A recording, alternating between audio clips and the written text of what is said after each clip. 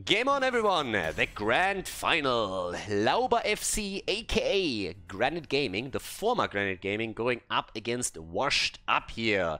So again, if you're just tuning in after, well, I don't know, you took a week off, there's quite a little bit that happened. So first of all, Washed France renamed themselves.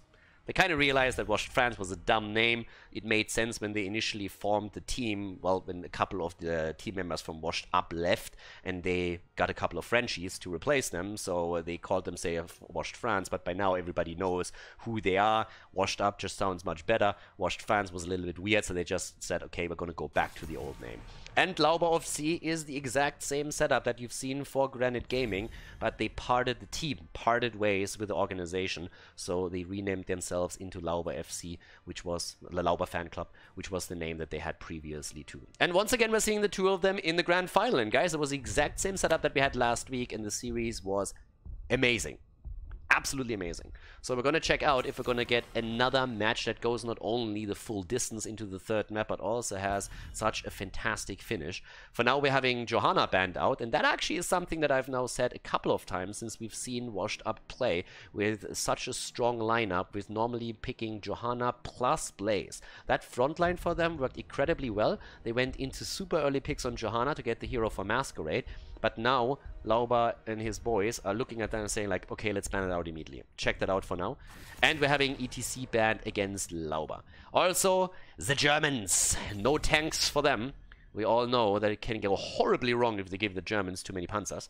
So, Sergeant Hammer is eliminated. One of Hazu's favorite heroes, especially in Infernal Shrines. This is actually the exact same hero that he played in the series against Nothing Changed. With great success, I might add. I mean, they crushed it.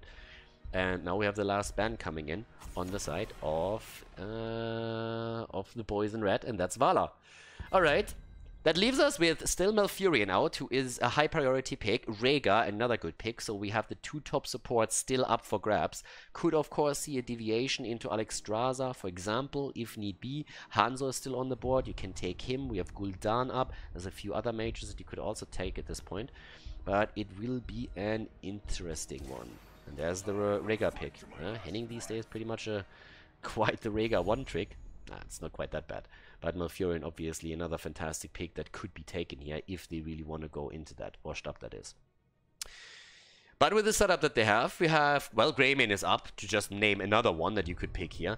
We've obviously had the Whitemane and the Junkrat rework, but we haven't really seen either one of them picked a whole lot. There's still Blaze and Diablo, so they're focusing on that beefy front line that we've been talking about at the beginning of the draft and in previous drafts. So Diablo, in this case, picked instead of Johanna. Great hero for the map, obviously, too.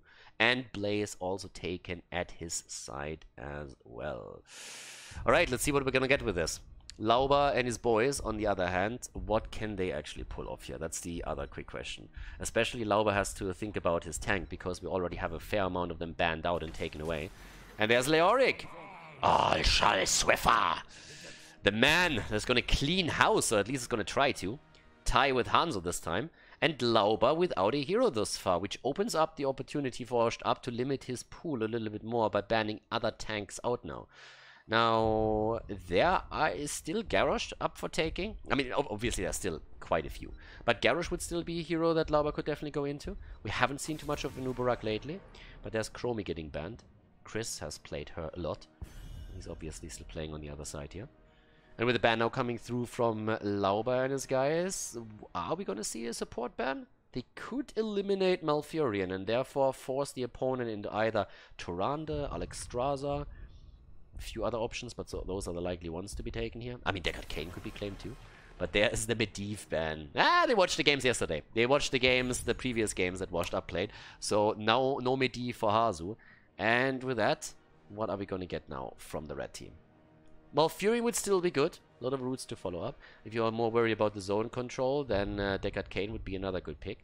Alexstrasza on Infernal Shrines, even though not taken a lot in Europe, still sees occasional play. We just had her in the third place decider played, actually, by Linked. And there she is! And Junkrat together with that as well. Okay. Junkrat makes it in. This is actually the first time that we're seeing Junkrat on the competitive level within Europe here on stream after the rework. And Alexstrasza together with that. Plus, now of course the question, what's going to be the last pick? Nick is pretty brutal on those heroes, on this role. Ah, Mal'Ganis, obviously, duh. How could I forget Mal'Ganis? Seriously, Lauber has been playing the hero the entire time. And there's Tracer again. They played it the last time against, I think it was Nothing Changed, with great success. Lauber on Mal'Ganis, Ty on Malthael, and Tracer's in. So ladies and gentlemen, let's jump in. Game number 1 in our series in the grand final of the HeroesHype Premier Series. Game number 1 in the grand final, Ex-Granit Gaming, aka the Lauber Fanclub in blue on the left. Heading on Rhaegar, Lauber on Mal'Ganis, we have Chris on Hanzo with Kopenhagen on Leoric and Ty on Malthael.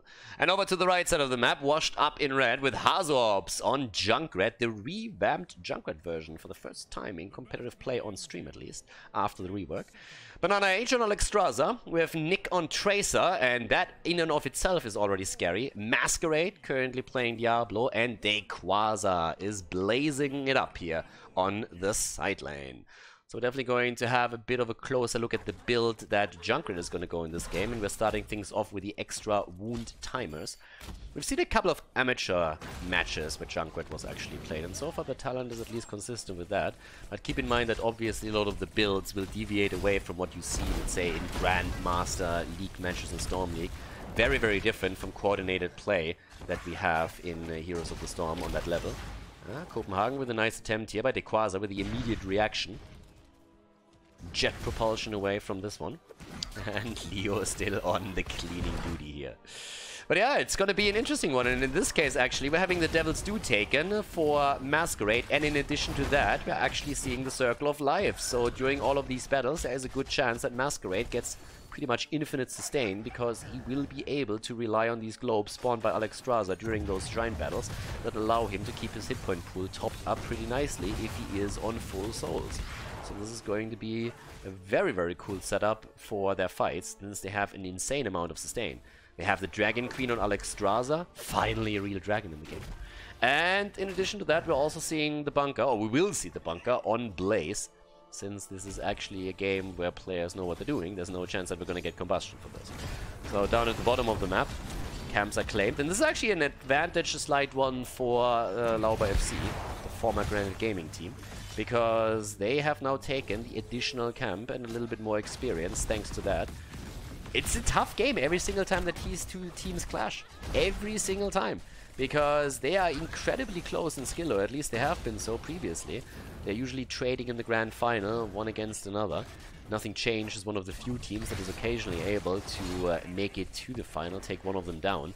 But I can definitely see another 3-mapper happening here, one way or another. So with that said, Neil Peasant for good old Leo. Level 4 talents are ready for both, and that's a time for the camps to be taken, since both of them want the Shaman camp to push through the top lane while they focus on the first objective, spawning in the middle of the map. Even a little bit of a delay there. Now Diablo also going into the Souls to the Flame right here, even more sustain for him.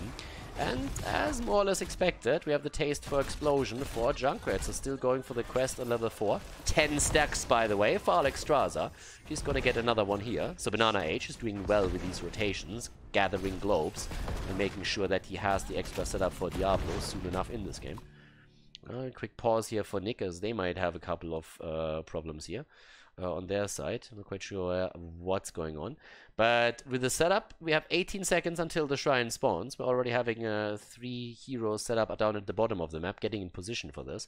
Now the question that you oftentimes have to ask is, when are these camps taken? Because it will determine when exactly the camps clash at the top lane.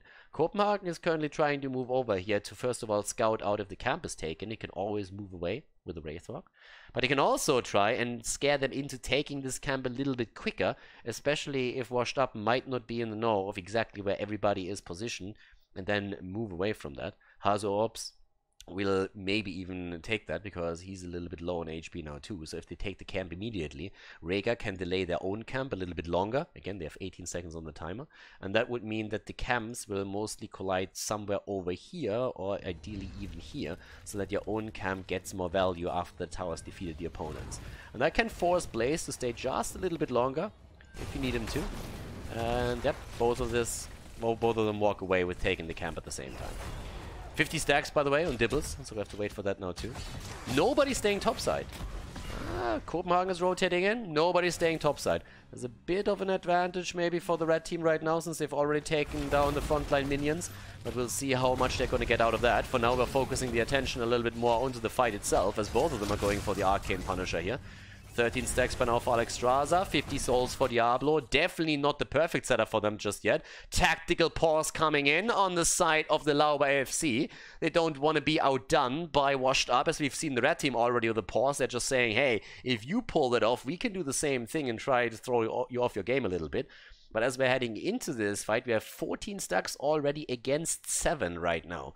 And the big thing here to really recognize is that the red team is still waiting for, first of all, Diablo to get his soul stacks together, but also we're looking at Alexstrasza, not ready with the quest of level 1 yet. So the full power of the red team is not unleashed yet. Washed Up is moving in again. Here comes the setup against Lauber though, and Lauber gets absolutely demolished. Great setup, and here comes the Dragon Queen. Alexstrasza to the rescue as they are going deep. 28 stacks against 19. They still have to fight for it. Leo with another big swing to get a few more. 33 against 22. Copenhagen nearly down. Tracer comes in, but doesn't get the damage connected as she moves out again. 31 against 34, and this is looking solid for Washed Up now. Yes, they're overtaking it. They're claiming the victory here. Lauber is back to business, but it's a little bit too late. More damage against Chris as Hanzo jumps out, but it's not enough. 16 stacks now for Alexstrasza on the level 1. Level 7 talents ready for both sides. Obviously, time to bait the Punisher over the wall, which is exactly what they're trying to do here. Successfully, I might add. In the meantime, the Sticky Wicket already taken. Masquerade is jumping in through the side wall as he's trying to get some damage done. Hazov's, of course, shelling away with the grenades the entire time. 13 stacks on his level 4. And the diabolical momentum for Diablo as he jumps in for another wall stun. Tries to put Lauber into an awkward spot. The offlaners have already taken to the top lane again. Here comes the combo from Tracer, trying to get some damage, but it's not enough to really threaten the life of anyone here. Especially with the cleanse out, of course. In addition to that, the Touch of Death. Centered a little bit more around Alexstrasza, no healing circles yet. Quick scout for Masquerade at the bottom camp as they want to make sure that this is not taken away from them. Obviously, Ana is still waiting for it. Tai is moving in. They're trying to go for the steal. Tracer is low, needs to be really careful. And Copenhagen is trying to claim it. They steal the camp away. They've taken both of the camps now. Great move from the Lauber fan club. Quasar is dead too. That's a kill for a kill right here. Nicely done. Well played as both of the teams are fighting for every single inch here. 91 stacks now for Diablo on his souls. Someone has to rotate towards the top as Leo is going to push this out sooner rather than later. At the bottom of the map, they're going even for another one. And apparently, we are talking about wer hat noch nicht, wer will noch mal. A pause. You get a pause. You get a pause. Everybody gets a pause. So I'm not quite sure what Lauber is currently doing here. If someone has a little bit of wardrobe malfunction or what's going on right now, spilled a little bit of coffee onto the keyboard. But either way, we have another pause here.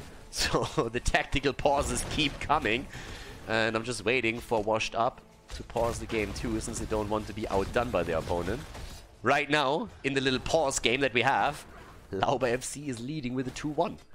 If that is the score at the end of this series, they're going to be happy and walk away being the champion of all of this. But right now, let's see what else we're going to get. For now, we're actually seeing both of the teams closing on level 10. A little bit of an advantage for the Lauber FC, actually, with the extra experience they got on the offlane. Take a bit of a look at the experience numbers here as well. They lead in minion experience and especially in mercenary experience, obviously. Thanks to all of the camps that they've stolen away. First of all, they stole this. But even previously, in the first rotation, they were able to take 2 out of the 3 camps, and it's definitely noticeable right now. Now, with that said, the level 10 abilities are in, and that gives us again the Carrion Swarm, plus also Last Rites for Malthael. So if they can set a good combo up, it would be nice for them. But let's see, level 10 soon to be ready on the opponent's team. And 19 stacks of Alexstrasza, so we're getting closer and closer to her being able to provide a ton of sustain for Masquerade, thanks to Devil's Due being his level 1 talent. Already, we're having Cleansing Flame taken, the Quantum Spike, and there's the bunker. The only question is really what Diablo is going to get, because he has on this map the option to go into both. He can try and set something up with a good stun, but he can definitely go into the Lightning Storm here too, just to take position on the Shrine and get a little bit more AoE wave clear to zone out the opponent and at the same time gather additional stacks for your team. But as it happens, they're going to go for the Apocalypse. More CC, more stuns, Playing also around the Entomb a bit, I'd say. As we're having the shrine activating towards the top. But only one team with a camp right now. This is the top shrine. There we have it again. Everybody is starting to jump towards the top lane. Malthael is a little bit late to the party. The aspect of death can apparently not be bothered with the living. And we're having Masquerade coming in straight for Lauber. Tries to get the walls done. Misses the angle a little bit. Anzo from Arrow comes out. And they're trying to go for Lulba again. Better safe than sorry move from Hanging. Dropping the early Ancestral. Already everybody is pinging and says like, boys, let's tap, let's pre-tap. That's exactly what they're doing. Great job here. 23 stacks now for Alexstrasza. That means she's only 2 stacks away from giving the mad value to Dibbles. And Diablo is going to be a big fan of that. If they actually get this one, they will be successful here. Could also take down the minion wave in the middle right now. 12 stacks against 8. Keep the Dragon Queen in mind. Always a big tool in the arsenal of an Alexstrasza team. And there we have the ult already committed to. Reptile is coming out and gets a little bit of damage onto both of the frontliners, but not enough to really seriously damage one of them. But they get the kill against Malthael. He got shreked. That's that. Malthael gets taken down and they take position again. Behind on the stacks, but thanks to Alexstrasza taking over quite nicely once more. 2 kills against 1. And they are going straight in for it. And this seems like we're going to have another Punisher taken. And Alexstrasza, thanks to the double globe, going to complete her level 1 quest.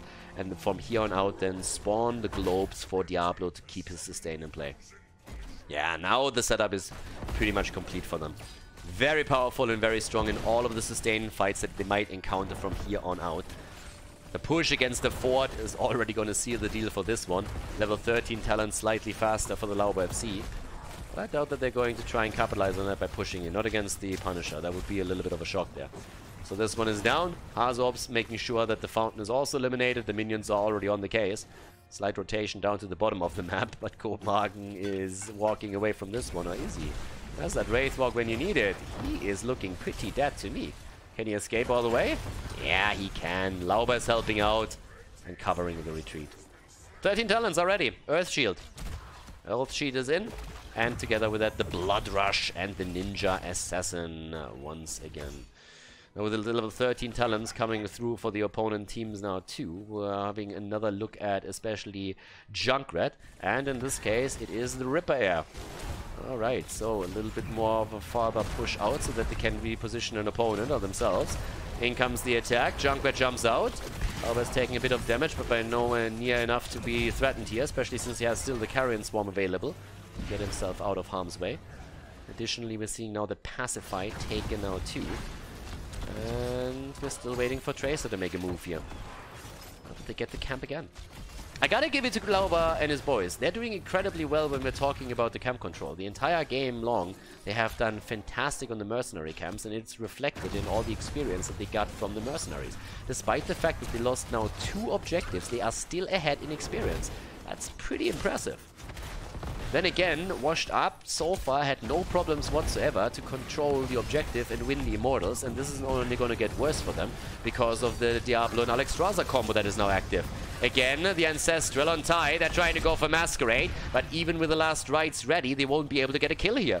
The setup is too good. Washed Up is looking great. In terms of damage, we have 28,000 for Tracer. She's dropping the damage numbers in. Junkrat, of course, with the annoying poke that he supplies, is on 21k. 25,000 for Hanzo. But generally speaking, this is a pretty solid game. 11 minutes in, 3 kills. You can see a lot of coordination and thought behind the moves that the teams are making here. And they're trying to push the middle lane a little bit more even. Another camp taken. But again, I have to come back into this. Like, just look at the difference in mercenary camp experience here. 2,600 against 1,400. Huge difference. Really, really well done by them so far. And they're just continuing their trend. Lauber is already anchoring the play for the next camp here, as they're rotating from one to another. Sees Masquerade coming and retreats with the team. So not going for too much here. And they're timing it again. Copenhagen is even letting this push in a little bit more. Plays this super safe. Yeah. Stalls out the lane a little bit before they take it. The next objective spawns mid lane, by the way. Yeah, Ty is sitting down here at the bottom. Has to be careful a little bit with the level 1 talent of Junkrat here. With the extra wound timers.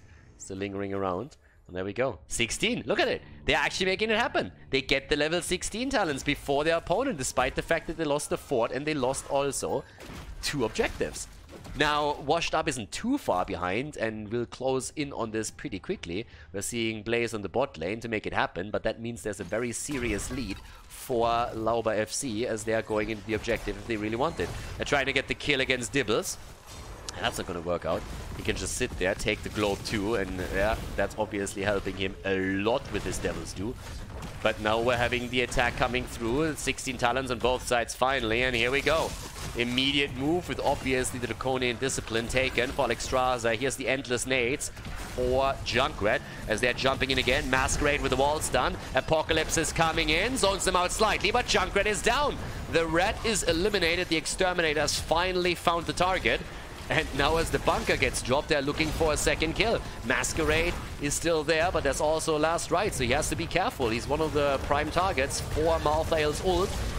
Nice Ancestral, keeping them in. Last Right is out, and that's a kill, and the first stack acquired for Malthael. The Mortar Punisher taken. Another kill comes through as Lauber FC goes in for that triple kill.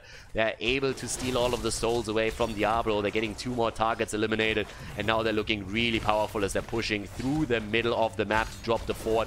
Leo splitting off towards the top lane to deal with the camp that is pushing in there. Free XP for them, level lead, and they just turned the game on its head. Really well done here. Nicely done for them at this point. So now we're jumping over the wall once more down to the bottom of the map. We're still seeing Lauber going straight in for the next camp here, trying to get a little bit more damage in. Not able to do all of that just yet, but things are looking really nice for them right now. I gotta say, they're doing this well. This is a big talent, by the way. The Draconian Discipline is going to be huge for them in the next upcoming fights. But obviously, in addition to that, we now have the Royal Focus, which is really important for Leo as well. Just get that reset there. That was a big push. And they are now an entire level ahead. Lauber and his guys have done a great job with those camps and with the experiences this game. I've been highlighting this now several times, but it's really one of the reasons why they're able to find themselves in these situations where they have a talent lead over an opponent just as the objective spawns. Now they're trying to go for a bit more aggression around the bot lane again, and with Malthael around and having Last Rites ready, the red team needs to be careful. Don't want to give him too many stacks. The cooldown reduction is pretty annoying and painful. Riptire is coming through. Good damage against Lauber, but the Ancestral is there. Well played. Well done here. Henning is currently playing the game better safe than sorry. The entire time he's just throwing out those Ancestrals when they are ready, saying, okay, we can't let someone die here. 53,000 damage on Tracer. So far, Nick hasn't died yet. 49,000 damage on Chris with Hanzo. He hasn't died yet either. And at the top lane, we're seeing a similar picture. Copenhagen, once again, is keeping the lane close, is not pushing it out, plays it super safe here, just takes the catapults out, and that's pretty much it, and waits for the lane to push in against him so that he can take all of that experience without even moving out and without exposing himself to a possible gank. So it's just stalling the lane the entire time. He's doing extremely well with that. And for now, we're also having, again, a little bit of a setup down here, but without any damage dealers, there's no chance that they can get a kill. Now Hazops is coming through. But there's 19 against 18. If they can get 20 around the shrine, would be great. And it's currently 4 kills against 2. It's a close game. Very close game. And again, they're starting to move in here as well, with Lauber already anchoring the middle. Big push in the bot lane, though. They're trying to go for the kill against Chris, and Tracer takes him down. The bomb connected. Hanzo tries to jump back, but the aggression from Washed Up is rewarded. They're even looking for another kill. They can't quite find the final blow against Ty, but that was a great kill. That was desperately needed to get a bit more experience for them, and they even eliminated the fort in the process. Nicely done by the red team. Shrine activating in 26 and 39 seconds until Hanzo is back. And now with that little advantage on the map, they want to go for the camp. Yeah, good move. Get the camp, get more experience, get a little bit of pressure onto the top lane, and just exploit the advantage that you have at this point. That's exactly what they're doing. They have to. Level 20 is so close right now for the Lauber FC that it will be difficult for them to measure up against it. 2 more seconds, 15 seconds until Hanzo is back. And there's a level 20 talent. Is he going to go for play of the game just to come back into the fight? Yes, he is!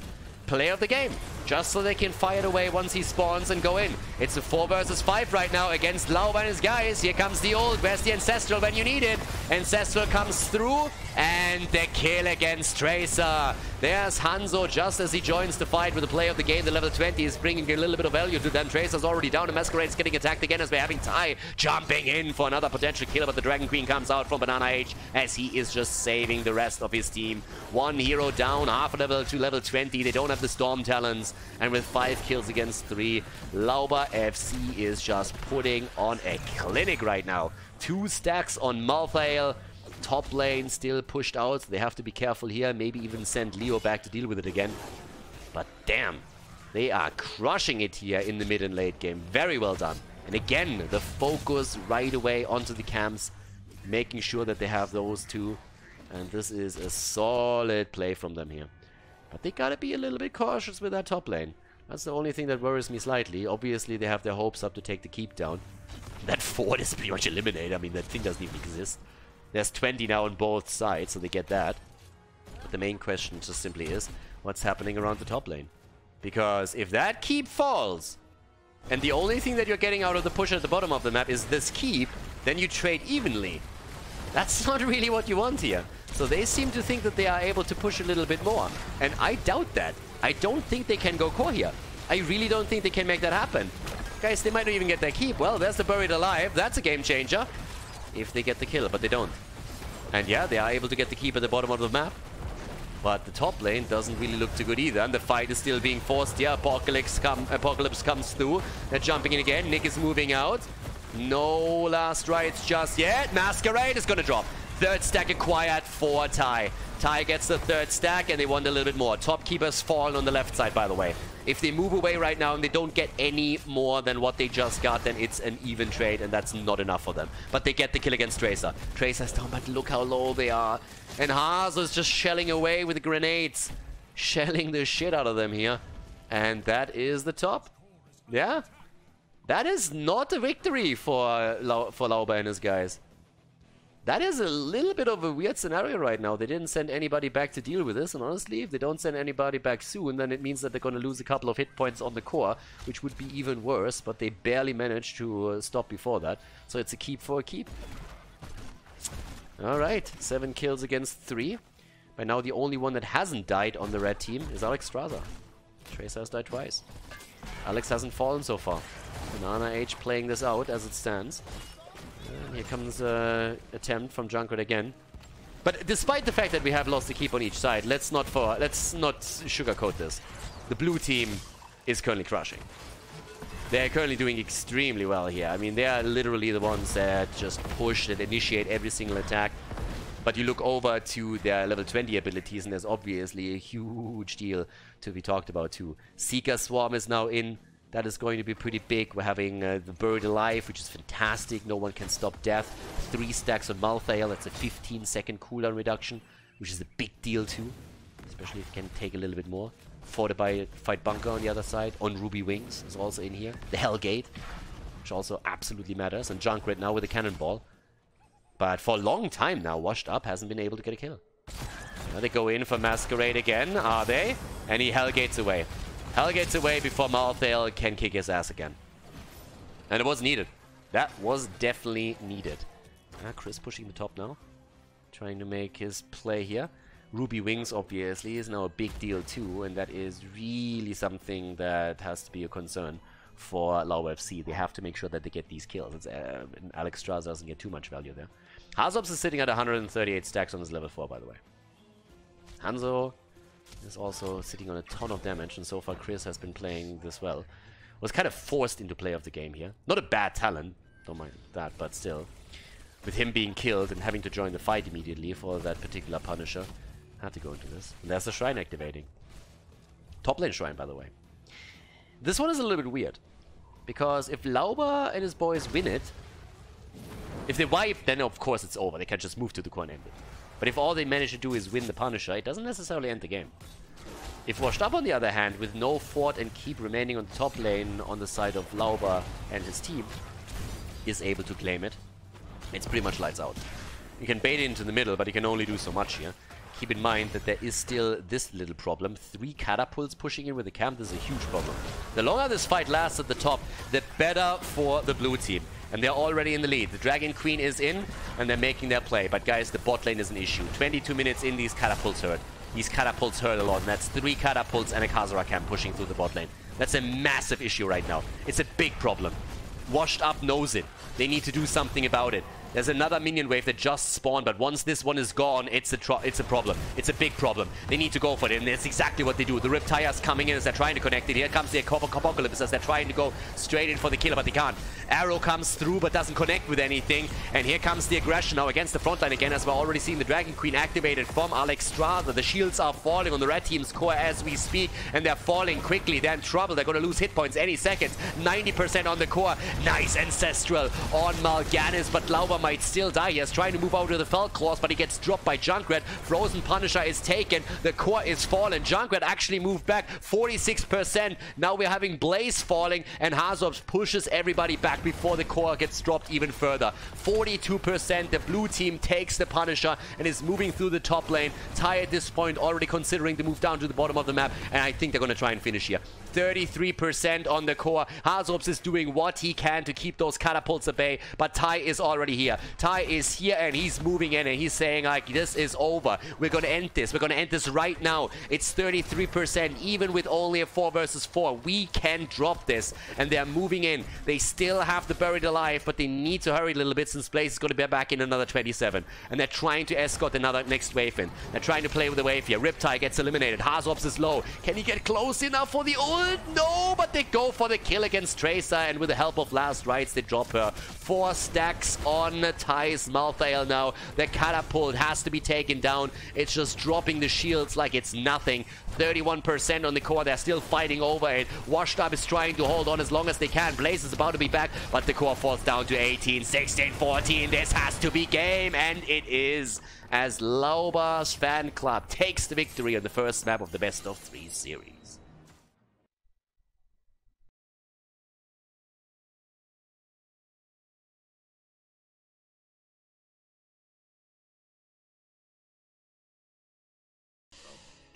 Game number 2.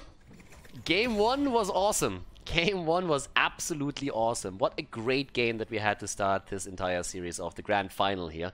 And that's exactly what you would expect from these two teams matching up against each other. And I just want to have at least one more map like this.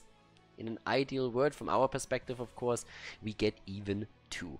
So right now, Lauber FC, they have chosen the map since, well, Washed Up, losing, the loser of the map is always in a position where they can choose if they want to have first pick, first ban, or if they want to have map choice. Traditionally, you will see the team go for first pick, first ban, and put that off right there. And also, again, the Ex-Granit gaming team on the left with a great comeback here.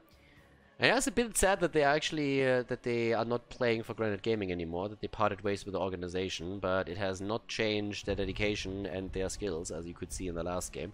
Now, with the bans coming in, a question that we have to ask ourselves is ETC going to be banned in the early rotation again? Duh. What I want to still know is if Lauber and his boys stick with the Johanna ban. That's something that we've seen a lot against, well, especially Masquerade. After they banned him out in the Herb out in the previous game, do they do that again? Do they think that this is a winning strategy also on Towers of Doom, that they get rid of her? As obviously the interrupt effect through the flashlights, through shield glare that you also have, which adds even a bit more value onto her when you talk about the objective on the map. Well, that's actually not quite true. I mean, you have Condorman all the wave clear on the Shrine on the other map, so it's not quite the same thing. They're definitely at this point focusing Abathur a little bit more. It's a big map, and Hazorps obviously plays a pretty mean Abathur, and he's not the only one on the team that can play that. But, yeah. Let's see how that works out for them now. Either way, the bans were pretty sweet from Lauber and his team, but it looks like they're actually willing to let Johanna go through this time. And that would likely result in Washed Up picking Johanna again for Masquerade. But let's not jump ahead of ourselves. We have Chromie banned out again, so the Sandwich is now taken out of the equation, as she was in the previous game.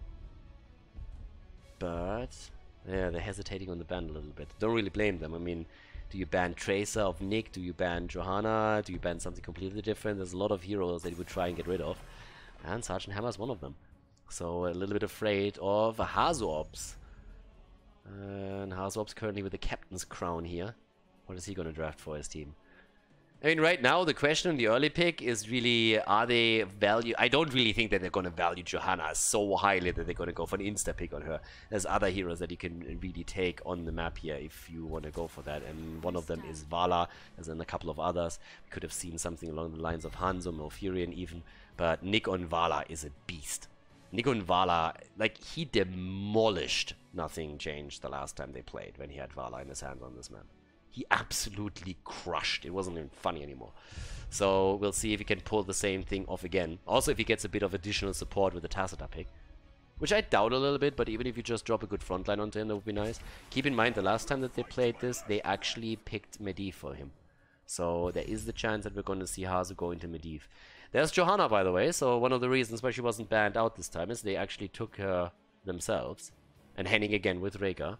Since you want to go for the pumpkin camps, you can still do that. Have a good shot at this. But yeah, Towers. Always a cool map for comebacks. Always a good one. Ah, Chen! It is Panda time, baby! Alright, let's go for the triple Panda, boys. And Diablo gets picked together with it for Masquerade. So once again, you see him on Dibbles. Played a solid game in the last one, even though it was at the end unsuccessful. And there's the Medivh ban. that doesn't come as a shock at all. Medivh was a huge part of why Vala was so successful for Nick the last time they played on this map. Because HeroesHype just shielded him whenever there was any coordinated effort against Vala, against the auto-attacker. So let's go. On the red team side, what do you ban out here? Could ban Hanzo, if you really want to. Malthael, if you're worried about Diablo in the last right stacks. Oh, Leo. Good rotations between the top and the middle. Top and the bottom as well. Okay.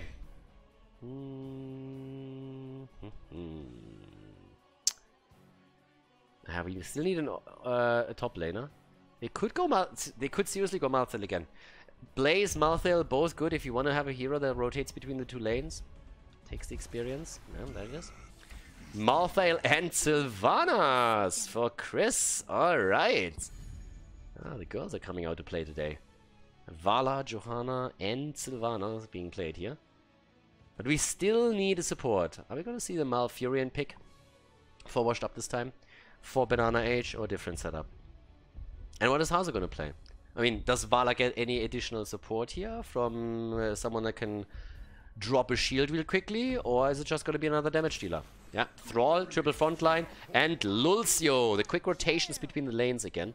And the hopefully well-timed sound barriers to help the rest of the team here. Alright, let's get it started. Last pick on the opponent's team with Tai. And we should see a little bit more damage getting dropped by him. I wouldn't mind seeing a Zofia again. I don't really think that's going to happen, but I wouldn't mind that at all. I haven't seen that in a while. I was thinking about that the other day, actually. But let's see what he really takes. Falstad, we get the bird. We get the bird in game number 2. Let's see if the Lauber fan club can put that through. Ex-Granit Gaming going up against Washed Up here in the grand final. Game number 2 in the grand final. Lauber's fan club on the left. Heading on Rhaegar, Lauber on Johanna. We have Chris on Sylvanas, Copenhagen on Malthael, and Tai on Falstad. On the right side of the map, Washed Up with Masquerade on Diablo, HeroesHype on Thrall, Quasar on Chen with the Eye of the Tiger on level 1, Nick on Vala, and Lulcio on Banana Age. The other way around, Banana Age on Lulcio. So, let's check this out. Let's go for it. Echo of Elements on level 1 for HeroesHype. We are currently having the Might of the Banshee Queen taken. Also the Wolf Run. And in addition to that, on a Pale Horse. Arrow build again for Nick. That's exactly the same thing that we saw the last time, even though he made some different choices, especially with level 16 and 20. Oftentimes you will see a Manticore into Farflight Quiver setup on level 16 and 20 to drop the front line a little bit quicker. If you don't really feel that you need to go into your Manticore on level 16, then Seething Hatred with an arrow build is obviously a really strong choice as well. Lucio is going to allow them for quick rotations between the lanes and will give them a bit of an edge there.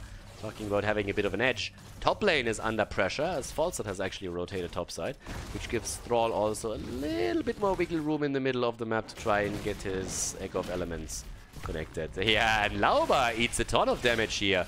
Nice move by Banana H, moving in with Lucio, booping him back, and getting a little bit of extra damage in against the frontliner, forcing Lauber to tap at the fountain very early in the game. 4 stacks only for Thrall now, though. Gets a little bit more done here, but going up against the range damage dealer is always a slight nuisance for a melee hero, so might be a little bit later on the completion on the tunnel. We'll see how quick he is with that. For now, he's actually helping the team out. It's again the camp control. And especially on this map, you really don't want to give as many mercenary camps over to the Lauber fan club as they did in the last game. Because here, it's not only the experience on the line, there's way more pressure against structures that is involved in this as well. So you need to be careful with that. Top lane, still the Chen against Malthael setup. Chen needs to be careful there, at least at the beginning, before he can make the big jumps. Masquerade is also getting slightly bodied down here at the bottom of the map. Lucio moving in again. There's also, of course, Chris to consider now too. But we have, by the way, Hold Your Ground. We've actually been talking about the level 1 talent on Johanna quite a bit recently. Hold Your Ground is pretty insane these days, but we have seen a fair amount of loss of hope on level 1 in the previous games, which actually surprised me a little bit. But in this case, Lauber still going for the shields. Level 4 talents now give us also Souls to the Flame again. This time without Alexstrasza and the setup on Infernal Shrines. We have the Soul Shield on level 1. Malthael at the top lane is dead. He can delay it, he can wiggle a little bit, he can scream, but he is going to die. Especially with Banana H also zipping in and trying to get a kill there. Down at the bottom of the map, they were attempting to get a counter kill against Masquerade. Didn't quite work out, but they at least pressure the structures slightly through this now. And we'll see if they get a little bit more done. Triple altar on the map. Chris moving away. Stack acquired here for Vala as Nick is weaving some auto attacks in. He's trying to complete his level 4. No Wolf connecting this time. By the way, no Frost Wolf pack for Hazu, who has not completed his level 1 just yet, but is getting close to it. When is Numana tied on level 4? Just the original talent. Tai obviously with the global has an advantage now running for his team, since he can fly down to the bottom of the map if you want to go. Exchange in shots left-right as the focus shifts towards the last remaining altar on the map here at the bottom. Masquerade is already on the channel and doing his thing. Yeah, but there's 3 stacks acquired. 1 stack left for Thrall. He needs 1 more minion taken down to complete his quest and get the second charge, and there it is. Very early, actually. Much earlier than I expected after the start. Banana H is sitting there. Thrall also dishing out a little bit. The problem is that the blue team is dishing out a lot more. They're trying to go for Kopenhagen though, and he might be a bit too far out, but is able to jump over, move away. Chris with an ambitious channel attempt, but that's obviously not going to work out against all of that. But Hazu goes down, and that might be the beginning of the end for Washed Up on this fight. Quasar's also on the run. Nick is also in trouble, and he drops, and so does Masquerade. Everybody low for the blue team, and it's pretty incredible that they saved everyone here. I mean, Henning keeps the boys alive, and now they get the 3rd channel, and they got a triple kill to boot. 3 kills against 1, early level 7, 4 additional shots fired, a camp stolen away. What an opening. What an opening for Lauber and his team. And again, I have to come back to one of my original points. The last time these two teams faced off against each other in a grand final, it was Washed Up that won the series. If I'm not mistaken, they actually lost the first map and then won 2 in a row. Either way, they played a pretty incredible series and were able to take Granit Gaming down. And Granit was winning a lot previously. So right now it's a bit of a different story, but you can definitely tell that Washed Up came together as a team. But in this case, it seems like Lauber and his teammates are saying, well, you won the last one, but this time it's not going to go your way. I can promise you that much. Level 7 talents coming in again. Ancestral Wrath, pretty much always the preferred talent for Thrall. Especially if you're playing on the lower league, don't fall into the trap of picking follow-through here. It's a garbage talent for you. Ancestral Wrath is so much better, gives you sustain, gives you a little bit of a nuke against your opponent, and it's an easy point and click, whereas follow-through requires you to have pretty insane micro, which especially on the amateur level, people usually don't have. And even with insane micro, it's doubtful that you're going to get more than Ancestral Wrath. It's a pretty insane talent to have, actually, on Thrall. Also, the repeating arrow is obviously putting Nick in a position where he can heavily increase his damage output. False set with the boomerang, another great talent choice for Tai as they're trying to push out these offlanes.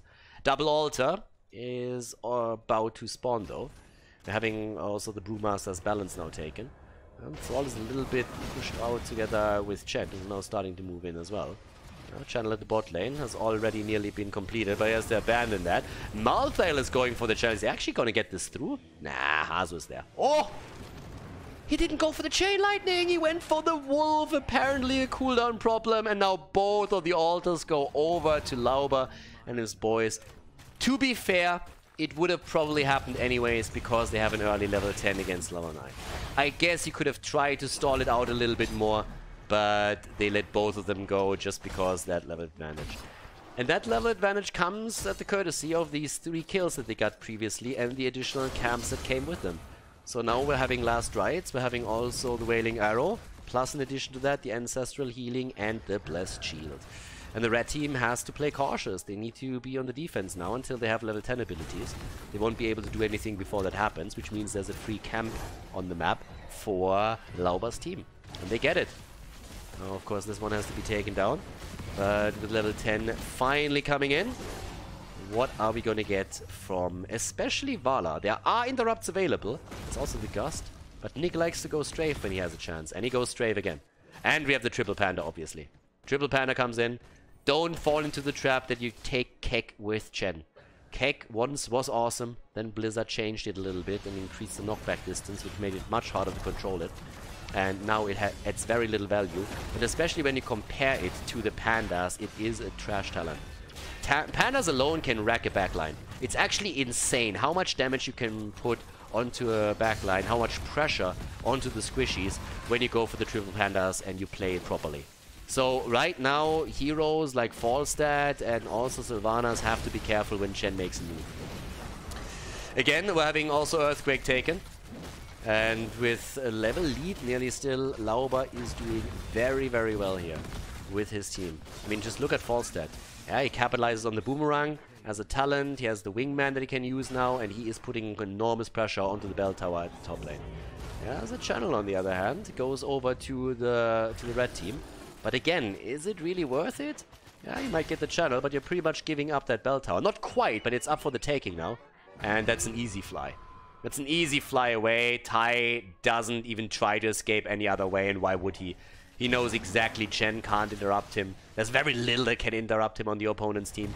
So he goes for that. Ooh, Dibbles in a little trouble.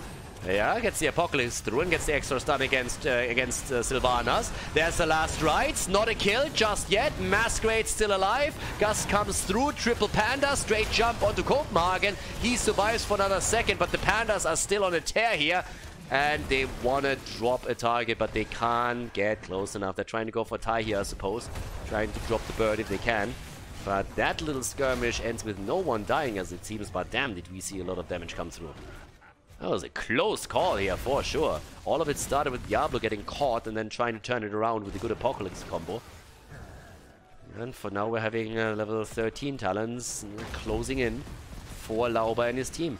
Malthael has taken over the top position and will now attempt to get the bell tower for them, especially before the objective spawns. It's going to be a single altar on the bottom of the map in another 30 seconds, and that is going to allow them to get level 13 talents. Malthael is there. 13 is ready. That gives us also the inevitable end. In addition to that, we get Remorseless. And they can now make the play for the bell tower pretty easily. I'm not able to take the camp away, though. That camp is still taken. More traditional style here for Falstad, also with a Flow Rider at this point. Rogue abilities are not going to be ready. Not all of them in time for this. Last Rites is up, though. So is the Blessed Shield. Good setup against anybody here. Could get the kill through that. Falstad is flying in. He's coming in. He has the Gust. Could use it if need be. And they go for Masquerade. They get the kill against Diablo with the Last Rites. It's the first stack acquired. And there's the second kill against Lulcio. And also the fall. Ooh, at least they get the kill against the bird. But still, Thrall has fallen. Vala might have completed her quest, but that's not going to help her too much. It's going to be a channel one way or another. And it's 4 additional shots fired. And Malthael already on the way towards the middle and top to maybe even get the bell tower converted. 6 kills against 2. The blue team crushing it right now. Absolutely crushing it here. And of course, a 3-2-3 moment. I was waiting for it already. It seems like we actually have a disconnect here. Chris had a few problems already this week, if I'm not mistaken. So he seems to have dropped out of the game here for a moment. He's sitting at 26,000 damage, actually. He's the top damage dealer in the game right now. Falstad is sitting at only 6,000. This pretty much tells you all that you need to know from how this game has been going. It has been pretty much a rotation from Falstad towards the top lane all the time, sometimes Malthael, but it's mostly the Gust that Tai has been able to give his team. It changes very quickly if you're looking at the experience. Those two have done the biggest job for the team when it came to that.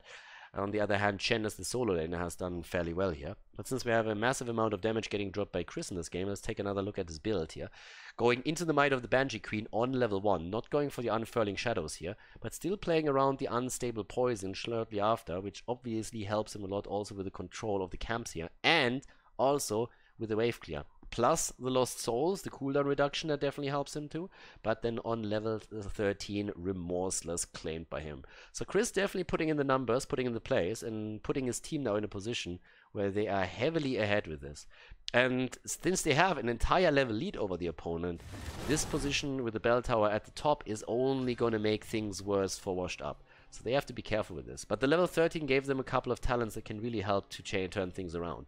Enough to share, helps in the team fights, plus the Siphoning Arrow could really be the difference for Vala. But her real strength comes probably through when we're going to see level 16 and level 20 coming in. If it ever comes to that though. Because right now a momentum swing is difficult to accomplish, you need kills. And I'm not sure if they can get them right now.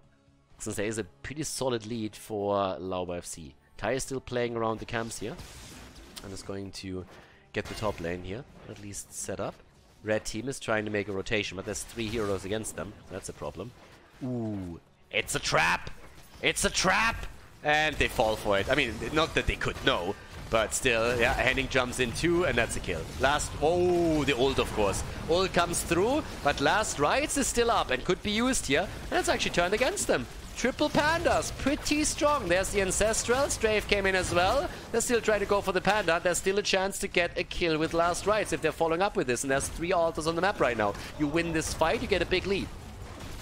But nobody takes it. Not yet. Is the bird gonna fly? Falsa could fly down. I think he has fly still up. He's looking for it. And tunnels are opening. Altars activate in 9 seconds. So he's not trying to get down there too quickly. And Lucio is dead. Lucio gets wrecked right here as the bird arrives at the bottom. Level 16 is ready for them too. And yeah, that changes the entire equation. Falstad has not flown down, which means he can fly up now. They're still trying to fight here. They might get the kill against Henning if they... Oh, that's gonna hurt. Oh, Nibbles down. Chen down. It's a disaster. Oh, Vala eliminated. Hazu, 5-man team wipe. And they get every single altar. They go for everything. They go for boss. They go for the top. Oh my god. That's going to be 14 points. They're going to be down at 2 points. They're going to be down at 2 points, ladies. Oh my god. Actually, they're not. They're going to be down at 4. They're not going to take this one. It's not enough time. Oh, look at that. Lucio is trying to buy some time. 4 shots already fired. There we go. Another 4 now through the altar on the left side. 2 heroes in the waiting, and they get the rest of the shots here. Yeah. It's going to be 4 points on the coin instead of 2. They couldn't quite get the bell tower beforehand, since they wanted to go for the boss as well. But that is rough. 32 against 4. That was 12 points that they just lost. They're trying to go for Tai. Yeah, gets the Mighty Gust in just for good measure. The problem is that he's still going to get flanked by Hazu and Nick. And that's a kill. The bird is down. Last Rites doesn't get the kill over here. Vala is dead too, though. That's the main damage. And Thrall is gonna fall. Thrall dead. They still don't have the level 16 talents. Copenhagen is trying... Oh my, holy shit. He's actually gonna survive. He's actually surviving that. And Quasar is in trouble. They go for the bell tower. They drop Lucio.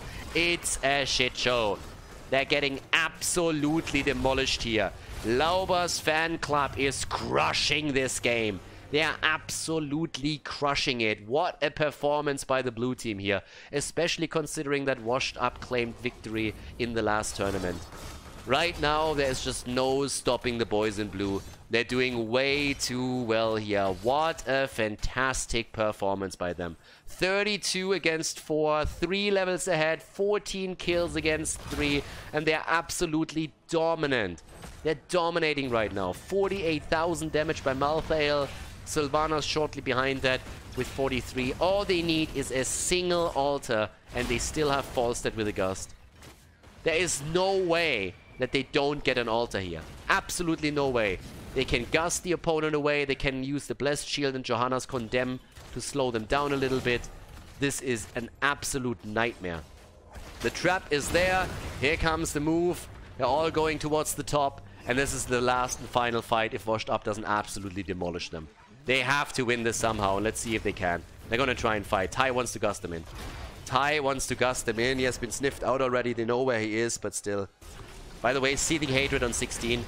No Manticore this time. There's the APOC. There's the Gust. They're going for the fight. Hazo has channeled the right side. He's coming back into the battle. But the kill! Oh, Diablo's down. Diablo down. The strafe comes through. Again, what an ancestral by Rega. What an ancestral. Keeping Copenhagen alive here.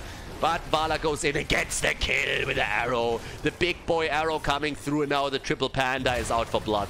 Triple Panda comes in, everybody low. Nick in trouble, but Lucio with a boop on the left side. Rega drops and Washed Up is winning it. Washed Up is winning the fight and they get the second channel. What a setup. 4 points on the core and they get another 3 shots fired. It's actually sad that for all that effort, all that they accomplish is in total demolishing 6 points of the hit points of the opponent's core. 6 points is all they got. They only hold 3 bell towers. Ah, oh, rough. Ah, Seething Hatred. Adding additional damage for Vala, putting her on 66,000 right now. And they're trying to go through the bottom of the map to get even more. I mean, there's 2 heroes still dead. They have a 5-man. Why wouldn't they? They start to move in and they need to take bell towers. They need to control the bot lane. They need to control something. They need momentum and they currently don't have it. Lauber and Sylvanas have both not fallen yet. It's getting tricky. 4 points, it's 1 altar. 1 altar, 1 fight that you lose and you are out. A boss that you don't get and it's over. Blessed Shield and Lucio is dead. Lucio is down 4 stacks on Malthael's last rites. 20-second cooldown reduction. Chen is dead, but so is Johanna. Jojo is down, but they're still fighting and Copenhagen is just ripping them a new one. Copenhagen, with the help of Chris, is ripping them a new one. Vala down, 4 heroes dead, and now Thrall is on the run. And what are they going to try and do? They're going to go for the middle. There's no altar to be had. There's no real camp up. There's 1 camp, that's all there is, but they want to go for the structures at this point. Next altar is activating soon. Hazo's trying to survive a little bit longer, going straight in for the Earthquake, rushing away as he can. But there's a double altar coming up in just another few seconds, and the bell tower is getting claimed by the Lauber FC. They're looking great. Pebeka, aka Chris, is already moving in towards the bottom of the map. With the bell tower here nearly being eliminated too, they want to go for the game here. They want to go for the game. They just want to try to take down the bell towers, make sure that they get all of this. Ooh, but Hazo is really fighting tooth and nail to keep the hopes of Washed Up alive. But there's the Ancestral, that's the last rites. Quest completed for Malthael, and it starts. The channel at the bottom, but we have shots fired from every angle, and that is game, ladies and gentlemen. Lauber FC, the Ex-Granit gaming team, is successful and crowns themselves the champion of the qualification tournament at the HeroesHype Premier Series. Hey guys, thanks for watching today's video, and I hope that you enjoyed the match and the commentary. The remaining time of the video has been added to protect against spoilers caused by the length of the video itself. But please keep in mind, though, that this does not only mean more work for me, but also has a negative impact on the popularity of the videos and the channel because of YouTube's algorithms. It would be greatly appreciated if you'd consider supporting the channel and help me to continue the daily esports coverage by clicking the join button below the video or supporting me through the Patreon page linked in the video description. Thanks a lot for the support and see you guys next time.